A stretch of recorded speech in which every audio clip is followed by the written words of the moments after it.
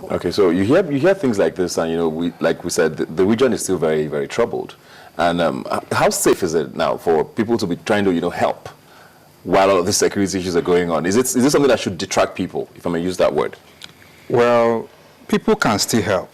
Without visiting the region, anybody in Lagos can contact the foundation and help. But it's quite true that we have a security challenge in the Northeast, and some parts of the Northeast are not safe, we're now quite safe. But the information I gathered yesterday is, some places are quite safe where the military patrol and the security agencies' presence are noticed.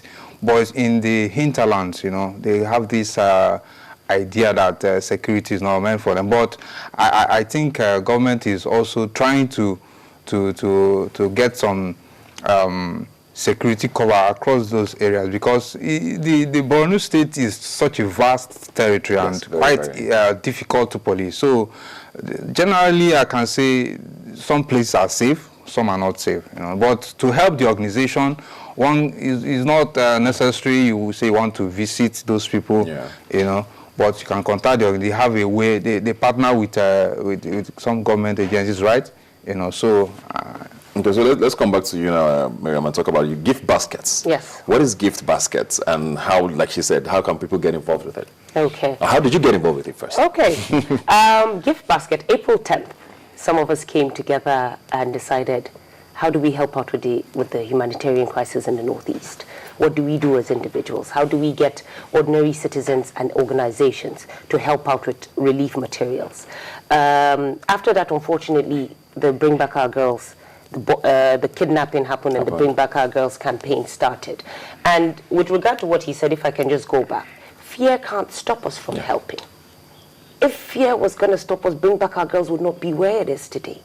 It's simply because the resilience of individuals coming together. And the reason why everybody had come together is because there are a few individuals among them who were fearless in the campaign, fearless in what it is that they believe in. So I don't think fear, you don't have to be recognized for what you do, but the humanity within you should want to help. So basically we came together as citizens, and we brainstormed on what do we do, how do we go about it. We contacted a few agencies, we contacted NEMA, we contacted Red Cross to see what is it that you need. We are simply here to complement government efforts. We're simply here to complement international NGOs that are already doing. Why do the international people have to fight our battles? Nigerians are blessed, and I believe Nigerians are giving people, and I believe Nigerians are concerned. We're simply creating an avenue. Ibuka, you probably have a pair of shoes you haven't used in your home for a very long time. I'm giving my pair of shoes. Somebody says I can donate 1 mudu of rice. And all we're trying to say, don't think about it like I have to have a lot to be able to give. The littlest that you can give will make a difference in the life of somebody for maybe a week. A mudu of rice is nothing to you. They would eat it for a week in their homes. So we're simply saying, how do you come together and donate some of these things? From mattresses, to mosquito nets, to grains, to insecticides, to female kits, to anything within your reach. Anything it is that you can give, we will appreciate it. We've partnered with agencies that we believe will get these things across.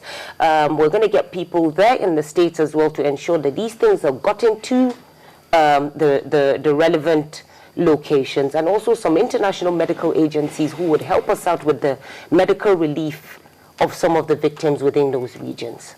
Okay, so it's basically you're just giving, we're just as against providing health amenities or stuff like that. Okay, giving, yes. And are you the only? How many of you are involved in this?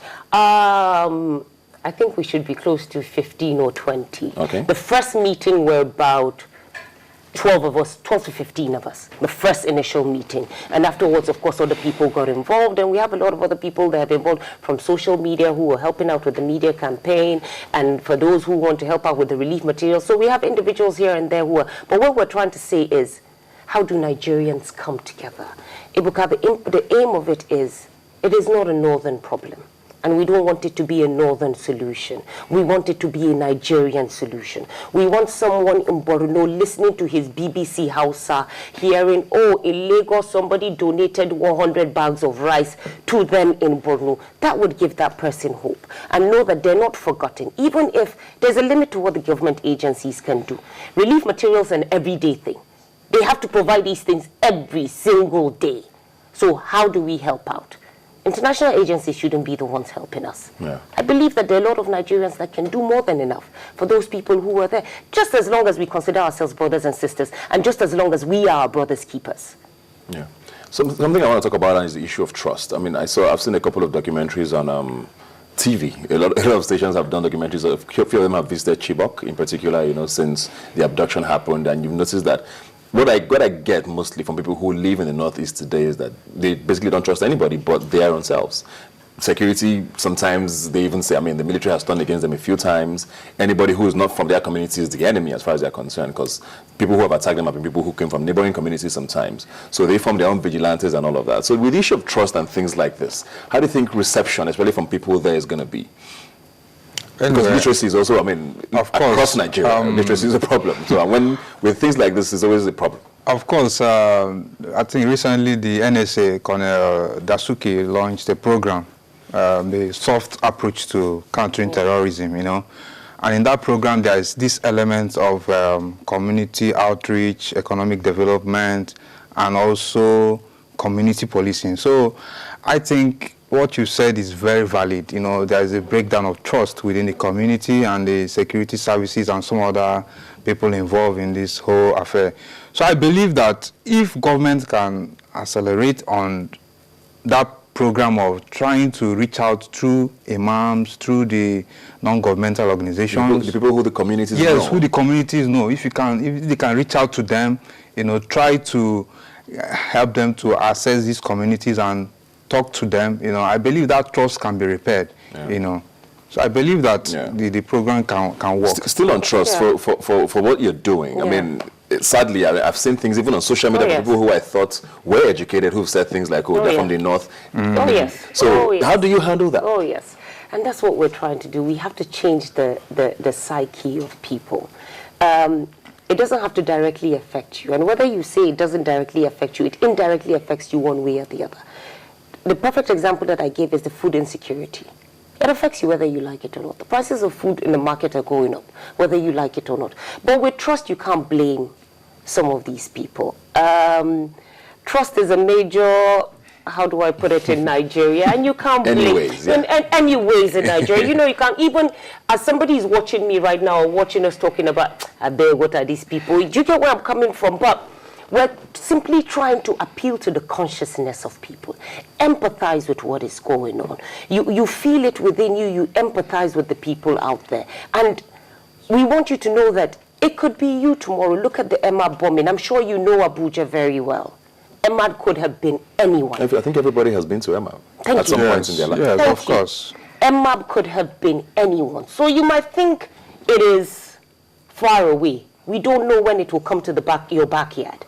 Do you get what I'm coming from? So at the end of the day, we need to rally ourselves together. We need to be our brothers' keepers. We need to come together as Nigerians and forget all these northern, southern. The divide, whether we like it or not, subconsciously has been inflicted within us. Yes. That's the truth of the matter. We're being realistic. We're going to have to work on that outside all of this. We're being realistic. We're being realistic. Subconsciously, it's in there, whether we like it or not. How do we change it? We're a new generation, Ebuka.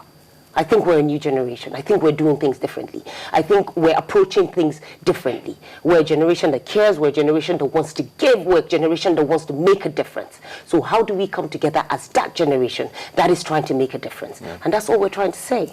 So between April and now, how have things been for the organization? You said your first meeting was in April? Yes, our first meeting Have you was guys in had April. any sort of moves since yes, then? we have. What has happened since then? We've had, like I said, partnerships with, being that it's a security problem. We can't go in directly. Yes. Government agencies have to be the ones to go in and get some of these relief materials to these people. We've partnered with a government agency. We've partnered with another non-governmental agency that's probably the #1 volunteer-based agency in the world and has presence in all of these countries and has already actually started with the distribution of the relief materials. The distribution has started? Yes, the distribution has started. The distribution of these relief materials. Concerned Nigerians have been sending stuff. We have a lot of used clothes that we've gotten from people. People from Lagos, somebody from Warri has sent us stuff. Somebody from Port Harcourt has sent us stuff. We have bags of rice, we have toilet roll, we have toothpaste, we have toothbrushes, detergents. Somebody actually brought us mosquito nets. and that person didn't leave the name. The person was simply like, can you please give these mosquito nets out?